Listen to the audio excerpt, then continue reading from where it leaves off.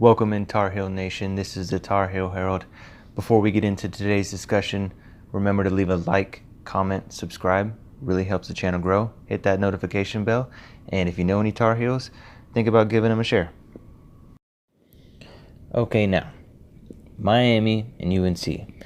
The relationship between these two of recent history has been a little interesting to me. I can see things starting to kind of brew between the two, and I have a feeling that we may be heading into a rivalry. Whether it's long-term or not, I don't know, but I wouldn't be blown away if this becomes its own natural-born rivalry between the two head coaches maybe, and it could just be between the two of them. But let's look at a brief little history lesson. Miami hasn't really done much in the last decade or so, or really since it's joined the ACC, except for that single season with Mark Richt in 2017. They went 10-3 and 7-1 in the conference. But he went 7-6 in 2018 and then retired. And then, of course, questions surrounding the program loomed again. UNC has a few great seasons under Larry Fedora, 11-3 2015, 8-5 in 2016, but then dropped off, and then in 2018 with the 2-win season, he gets the door. Okay, now let me take you on a journey which should explain why we could be heading for a future clash for the coastal reign, or maybe just a little rivalry between the two. Let's go back to 2011. Mack Brown is the Longhorns coach, and he just hired Manny Diaz as his defensive coordinator. In 2013, yes, he did resign after the final game of the year and a loss to Baylor with 550-ish yards given up on defense. Diaz was fired by Mack Brown the day after. I want you to remember 500 total yards. Well, just 500 yards. We jump ahead, and Manny Diaz is now Miami DC for a few years under Mark. Mack is at ESPN.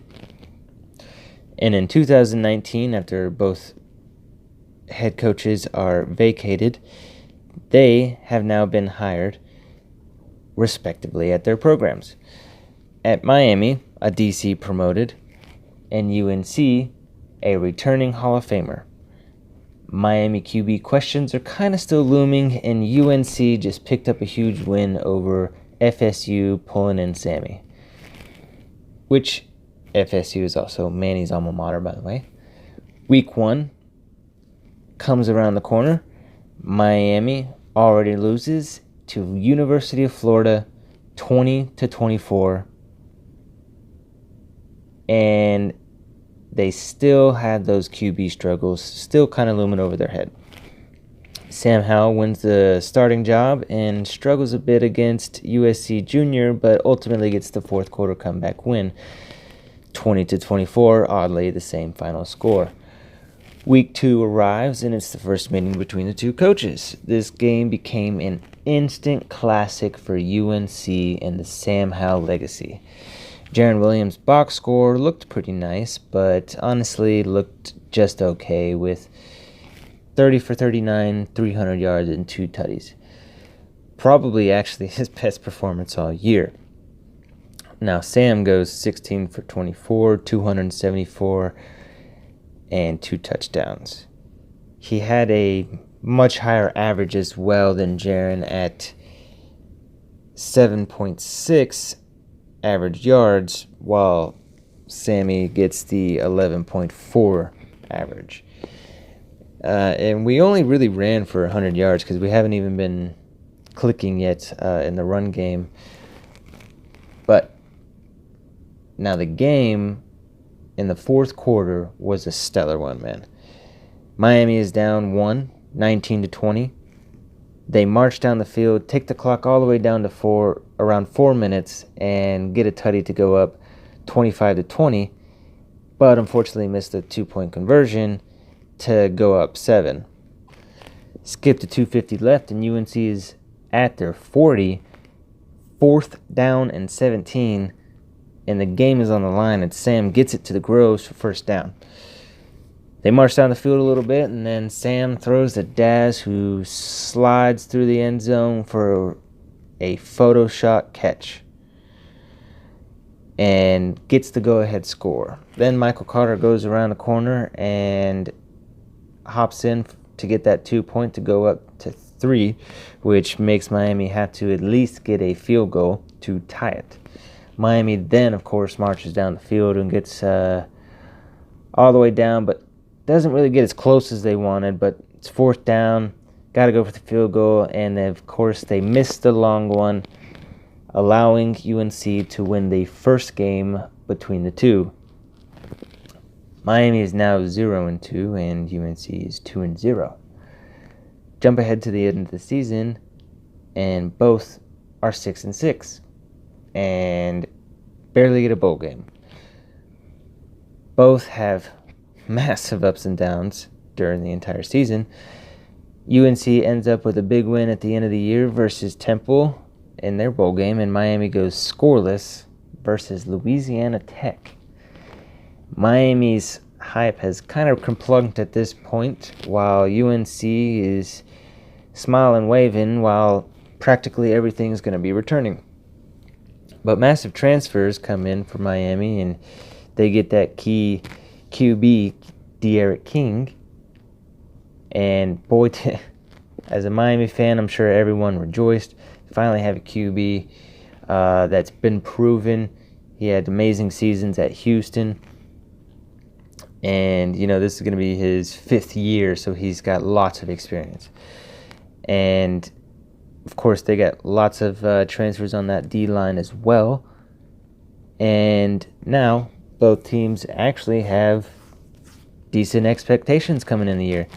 Skipping along through the season, Miami loses a big one to Clemson, but then secretly goes unbeaten with no one really talking about it for whatever reason. UNC loses to 2 bad games to FSU in Virginia. So now both are 6-3 and 7-1 respectively. Both still kind of has similar outlooks, as UNC, in at least the fans' eyes, should be 7-1 as well going into the game, but I digress. Going into the game, it was almost like this was both teams' really breakthrough game that they truly needed to have. Miami can't go to the ACC championship but have the Orange Bowl in their sight. Can their program be turning the corner finally, getting a major bowl game? TarHeel is off a stellar offensive year, trying to close out a massive leap for the program. Hopefully finishing strong and maybe upset Miami and could possibly get an Orange Bowl, but either way, anything with a Miami win is just, a plus. Then we go into a season 3 with Sam and maybe a much more talented defense. And the last game of the year is here. And do you remember that stat from earlier where Diaz was fired for 500 yards? And I can say that it was really not similar, but our running backs did run for over 500 yards. But overall, we had 750 total yards. We were able to stop the run entirely and limit King from doing much at all. We then run Miami's Orange Bowl dreams down the toilet, and they head to Cheez-It Bowl to face Oklahoma State. And with that snipe, we now are facing Texas A&M in the Orange Bowl. And if you made it this far, thanks for going through that venture. But now, I hope you can kind of see why I think this rivalry thing isn't really all that ludicrous. Now, I imagine if it happens, it could just be short-lived one that only happens between these two coaches' tenures and may die off after. Or maybe we see Carolina and Miami continue to fight for coastal reign, And as both programs continue to grow on a national scale, so does their hatred for each other. The only unfortunate aspect of this season is De'Aaron King, returning as a super senior, was stifled by an ACC injury in that bowl game they had, which doesn't mean anything for the future, though, but in like 2022 and beyond. But 2021, it kind of hurts them a little bit. They have to begin the year with Alabama, Mississippi State, and App State, and I don't see a way they can get Bama at all, especially if King's not there, unless it's that first game jitters type thing, somehow slip up Bama and De'Aaron King is there fully healthy. Then you got MSU and App State, of course, and I mean, if I get 2 wins there, I'm a happy Miami fan. Then hopefully by the time they play us, they haven't really checked out. And if they haven't, it could be another classic this season. And it's one I'm skeptically optimistic about. I guess that works.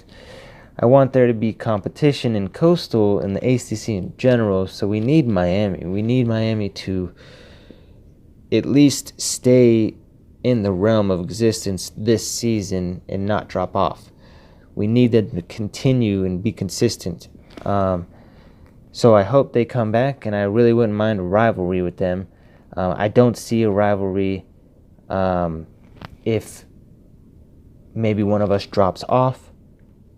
And I think if Miami, let's say Miami or us, barely scrape a bowl game through this season and we drop off again, I don't see it being a rivalry. I think if we're both fighting for the coastal region, we'll be rivals.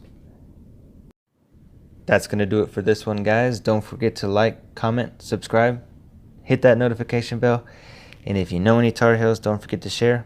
Thanks for tuning in, guys.